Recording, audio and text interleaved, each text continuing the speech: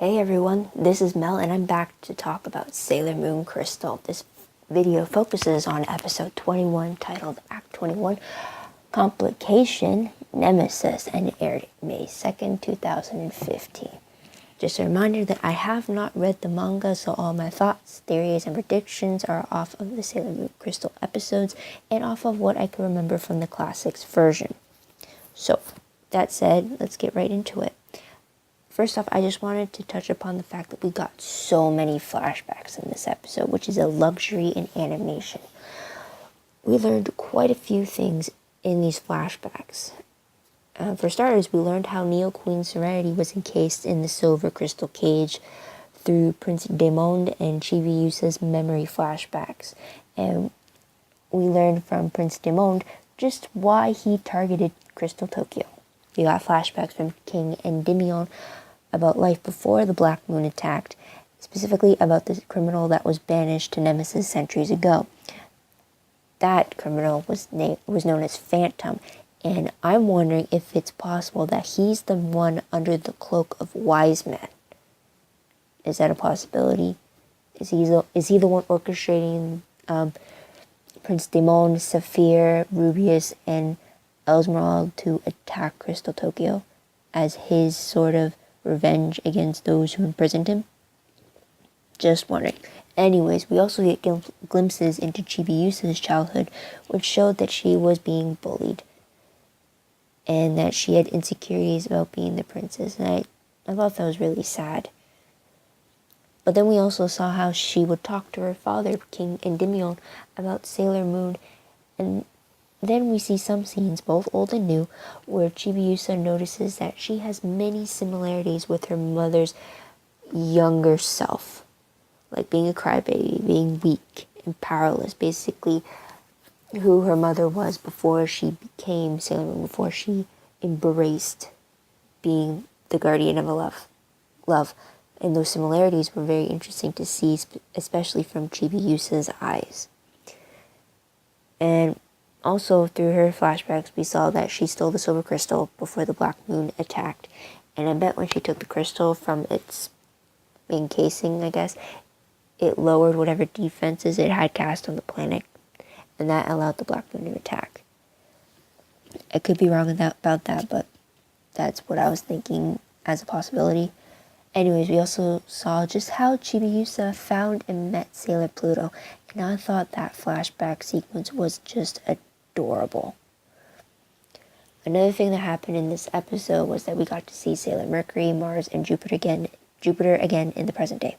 They all woke up for a brief moment before they were sucked back into unconsciousness after they tried to transform.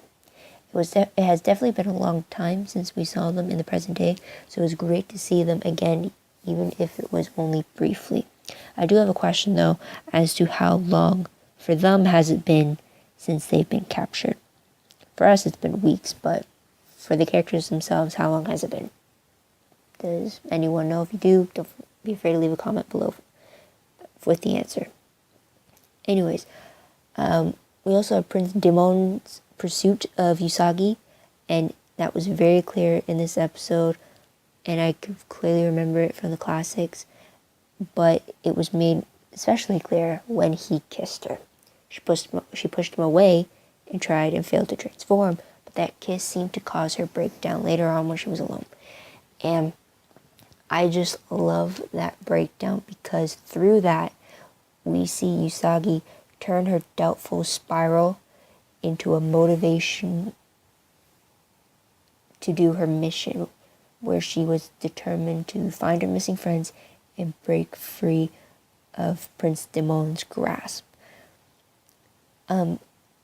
It was just fantastic to see how she was able to pull herself together from her doubtful thoughts, her jealousy, insecurities when it came to Maru and Chibiusa growing closer together, how that doubt had diminished the power of the silver crystal because it's powered by her heart's desires, and then have her then turn those thoughts around and have it focus on the bigger picture, and that was to find her friends, to save not only her loved ones, but the planet from the enemy that was trying to destroy them, and to see the thought process of how she turned those thoughts around was just amazing to see.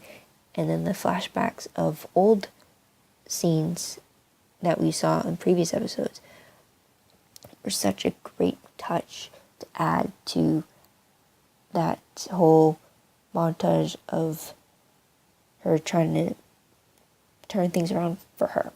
I just thought it was great. I thought it was fantastic how she was able to do it on her own, be able to come out of it and refocus, and how she didn't have to be coddled. She could do it herself, that she could draw strength from within to carry forward. So I like that.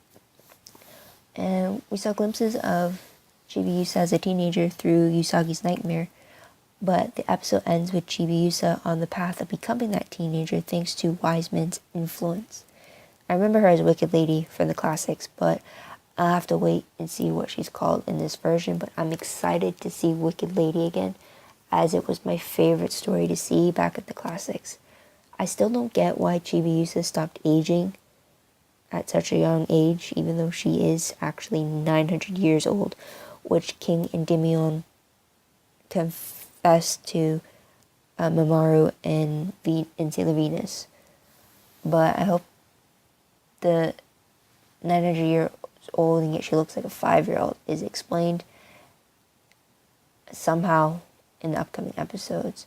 Otherwise, I have to pay really, really close attention when I come to it in the manga.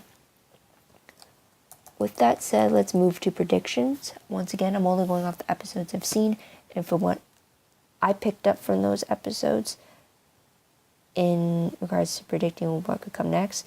And then I'm using what I could remember from the classics to kind of help guide my predictions as well. But I have no clue what happens in the manga for this storyline, so it'll be surprising either way, because apparently the classics diverged a lot from the manga, so there's that. So with that said, and based off the ending preview that we got, Chibiusa is missing, so I'm wondering whether we'll see Wicked Lady in the next episode, or the episode ends with her introduction as Wicked Lady. Usagi is still trapped on Nemesis, but I hope she tracks down the other missing Sailor Scouts, and then they have to figure out how to escape without their powers, or they have to find a way to transform while on Nemesis. With both Usagi and Chibiusa missing, Mamoru is more determined than ever to find them. How he does this is uncertain, but I think he's going to do everything and anything he can to get them back. Although, I am wondering how he's not feeling the strain of being in such close proximity with his future self that he and Usagi experienced in the previous episode. So I'm wondering if that's going to play a factor and become an obstacle for him, or if that's just going to be disregarded because, well, I don't know. Just wondering if anyone has an answer, you know what to do. Just leave a comment below and let me know. Now, with all that said, I now have to wait 2 weeks for the new episode to air. Is anyone else peeved by this 2-week wait? You have all this build up for an episode, and then to have it end after 24 minutes and then be told you have to wait 2 minutes sometimes, or not 2 minutes, wait 2 weeks, sometimes 3 weeks until the next one. It's getting a little annoying. So till then, don't forget to like this video, subscribe to my channel, and if you'd like, and I hope you do, leave a comment below about your thoughts on the episode, your theories on what's to come, your thoughts on this version of the series versus the classics. I'd love to hear your Sailor Moon thoughts regardless. So until next time, this is Mel signing off. Bye guys.